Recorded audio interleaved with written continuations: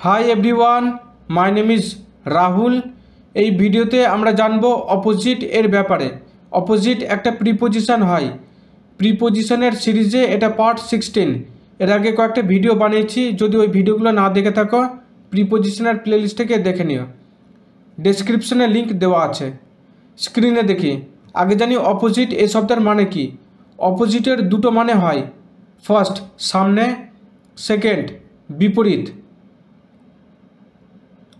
এবার জানি অপোজিট কোথায় কোথায় বসে। অপোজিটের দুটো ব্যাপার থাকে, অর্থাৎ যে দুটো মানে পড়লাম ওই দুটো মানে বলার জন্যই অপোজিট লিখি। প্রথম ব্যবহার, সামনে বা উল্টো দিকে বোঝাতে, in front of or before. এর মানে হচ্ছে যদি সামনে বা উল্টো দিকে বোঝাতে হয় তাহলে অপোজিট লিখি। কয়েকটা এক্সাম্পলস দেখি। First, my house is opposite years. আমার বাড়ি হলো তোমার বাড়ির সামনে বা উল্টো দিকে। এখানে অপোজিটের মানে হচ্ছে সামনে বা উল্টো দিকে। আর ইয়ার্স, এর শেষে ইয়ার্স আছে, এটার বদলে ইয়র হাউসও লেখা যাবে।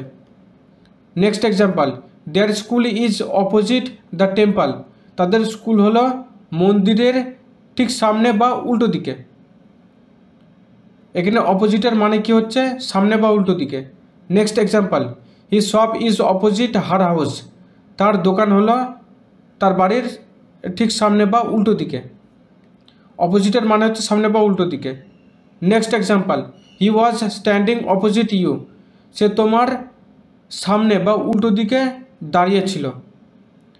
এখানে অপোজিটের মানে হচ্ছে সামনে বা উল্টো দিকে। Next example, the cinema hall was opposite the office. Cinema হলটা অফিসের ঠিক সামনে ছিল বা অফিসের উল্টো দিকে ছিল। এখানে অপোজিটের মানে কি আসছে সামনে বা উল্টো দিকে। এবার অপোজিটের দ্বিতীয় ব্যবহার দেখি, বিপরীত বোঝাতে। অর্থাৎ যদি বিপরীত বোঝাতে হয় তাহলে অপোজিট লিখি। এক্সাম্পলস দেখি। First, he does opposite what you say. তুমি যা বলো সে তার বিপরীতটা করে বা উল্টোটা করে। এখানে অপোজিটের মানে হচ্ছে বিপরীত বা উল্টো। Next example, his thinking is opposite years বা ইয়র থিঙ্কিং। তার চিন্তাভাবনা হলো তোমার চিন্তাভাবনার বিপরীত বা উল্টো। এখানে অপোজিটের মানে কি আসছে বিপরীত বা উল্টো।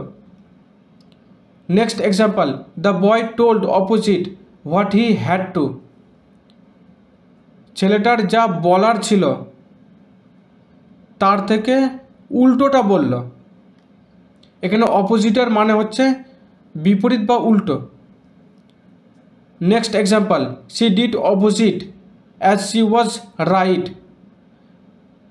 সে বিপরীত বা উল্টোটা করলো কারণ সে ঠিক ছিল। এখানে অপোজিটের মানে হচ্ছে বিপরীত বা উল্টো।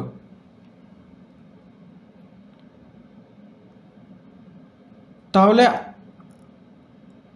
অপোজিটের এই দুটো ব্যবহার আশা করি বোঝা গিয়েছে।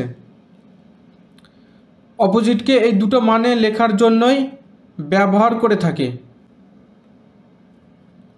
আশা করি এই ভিডিও থেকে অপোজিটের ব্যাপারে বোঝা গিয়েছে।